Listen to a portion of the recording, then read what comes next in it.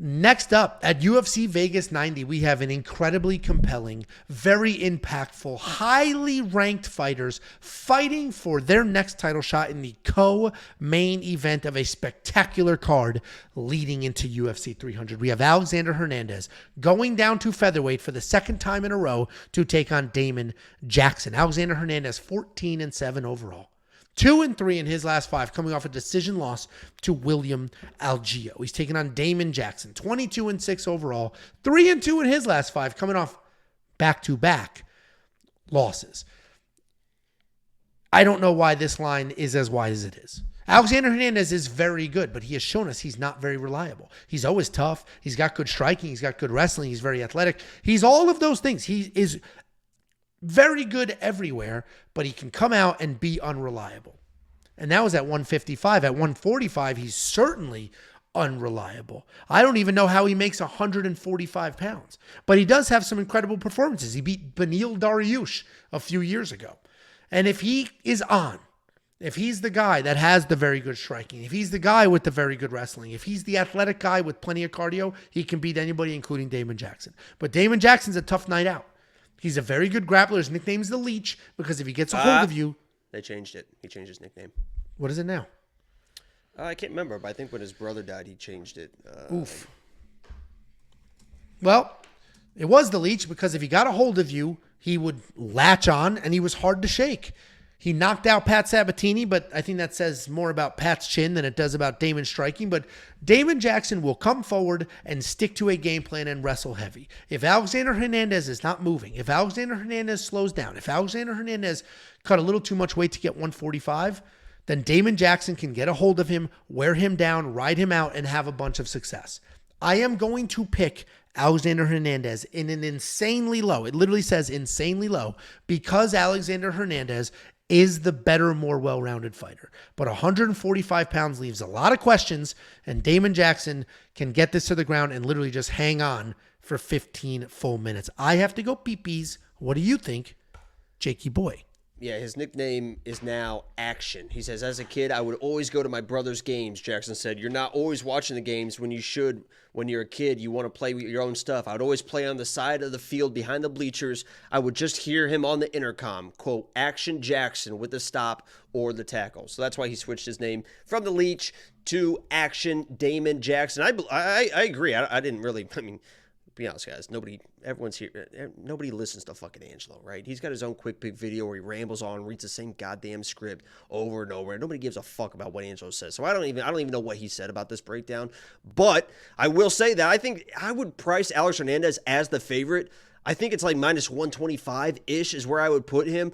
Alex Hernandez is going to be very, very, if he doesn't get taken down early in this fight, which I think his footwork is going to be good enough not to get taken down. If he doesn't get taken down the first round of this fight, I think he's going to win this fight if he can just win this first round, because Alex Hernandez slows down in fights when people are able to kind of pick up the pace on him.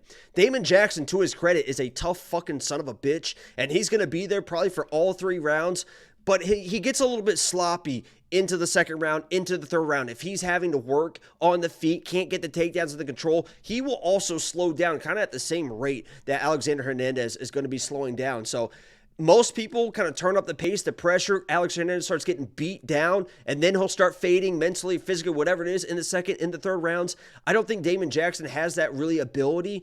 If he's able to do something in the first round, honestly, it comes down to this. I'm kind of talking myself into this as I'm doing this breakdown. I think whoever wins the first round of this fight is going to win the fight.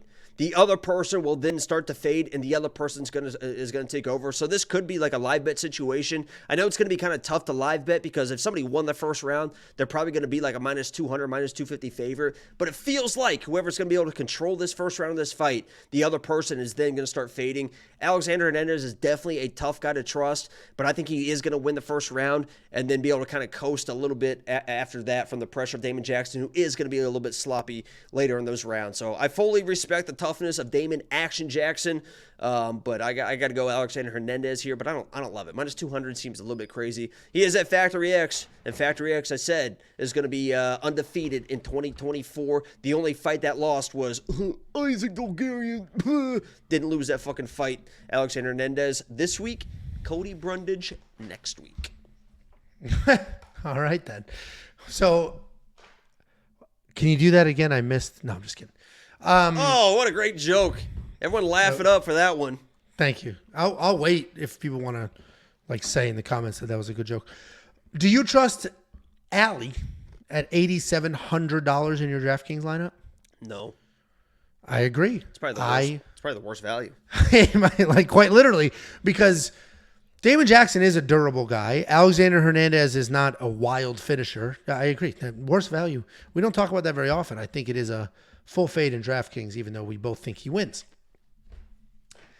Minus 200. I think what people are doing here, I think they're just looking for better value. And I think somebody says, am I in my underwear? No, these are just. Gee, whoa, what the fuck?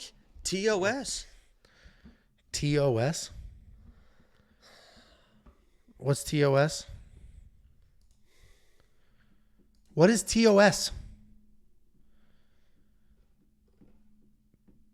Ton. Tang. Two. What is TOS? Terms of service. Okay, got it.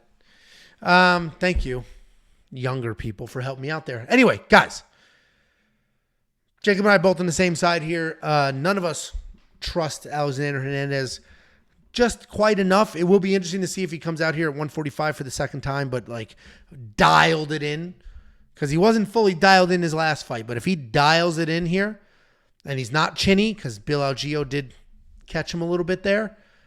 If he's not chinny in this fight because he's not sucked out, he did a little bit of job cutting the weight, then we'll see what 145 looks like going forward. But for now, we just got to watch, wait, and see what happens. If you do want to unlock all the bets that we don't have on this fight but do have on other fights, WeWantPicks.com, click Become a Member at the top. It is only $10 a month. Before you go, let me give you $50. Anybody who goes to WeWantPicks.com/bets and signs up with any one of our affiliate partners gets $50 as a thank you. Use the link, sign up, make a deposit. We send you $50 as a thank you.